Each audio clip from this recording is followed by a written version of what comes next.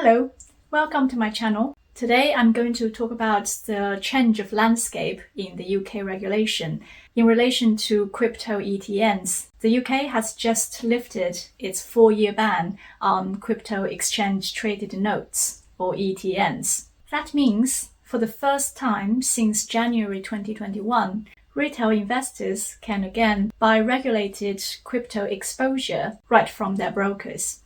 So what changed? What exactly is ETNs? And how should smart investors think about them? Let's break it down.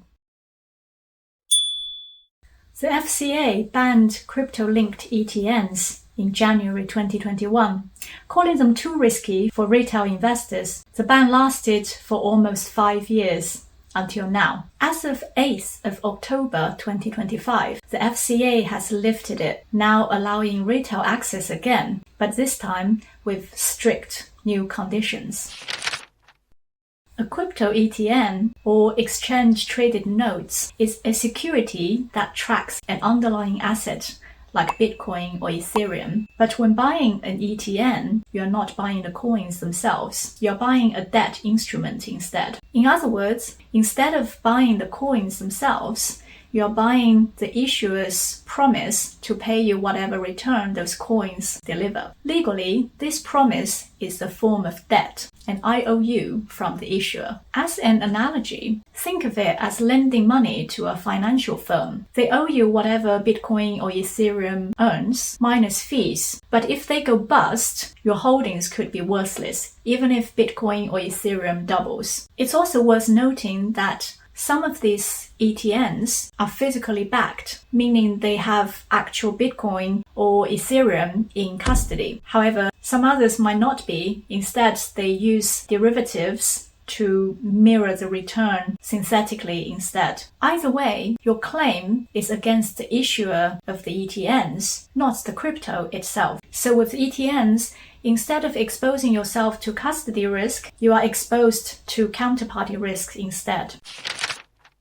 The reasons why the FCA has decided to lift the ban are at least threefold. One, the crypto market has matured a lot over the last 4 to 5 years. There is better custody available and higher level of transparency. Two, UK wants to stay competitive with the EU and the US in the crypto landscape. And three, it serves the goal that making cryptos more accessible can help make UK a global digital asset hub. It is worth keeping in mind though, for the time being, the UK regulator is only allowing well-structured exchange-listed ETNs, and only for Bitcoin and Ethereum to start with. So far, approved ETNs include the following: issued by 21 Shares, Wisdom Tree, iShares, and Bitwise respectively, all of which are listed on the London Stock Exchange.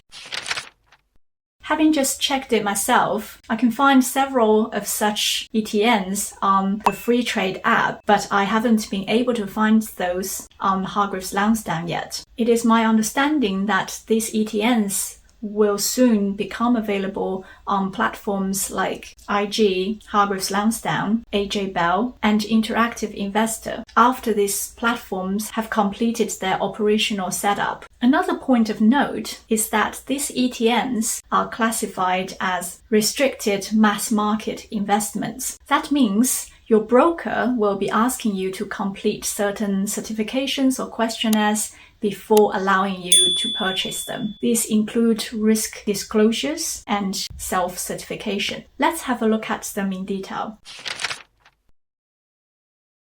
To invest in these ETNs, you need to prove that you understand the risks very well.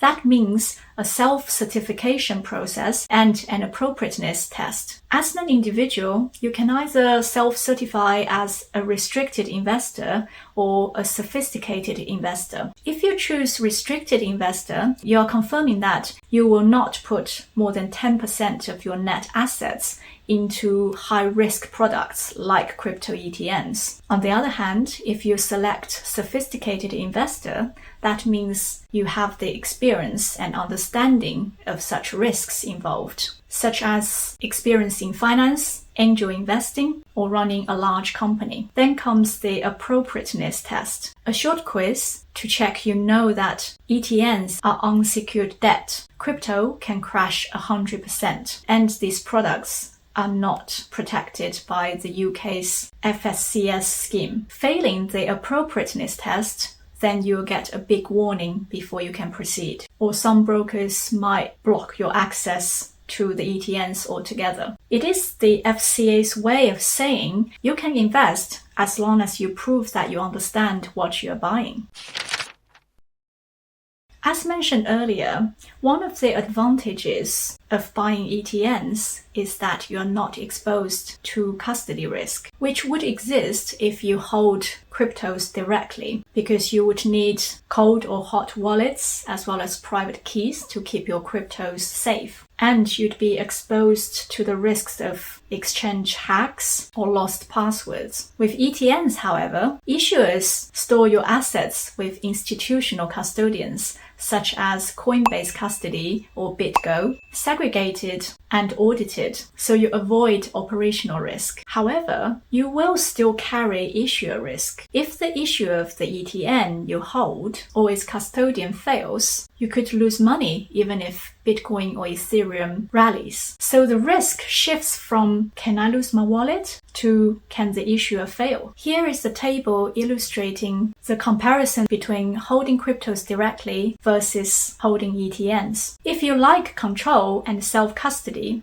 hold cryptos directly. If you prefer regulated access and no private keys, the ETNs are your best bet. But do keep in mind that you are swapping custody risk with issuer risk.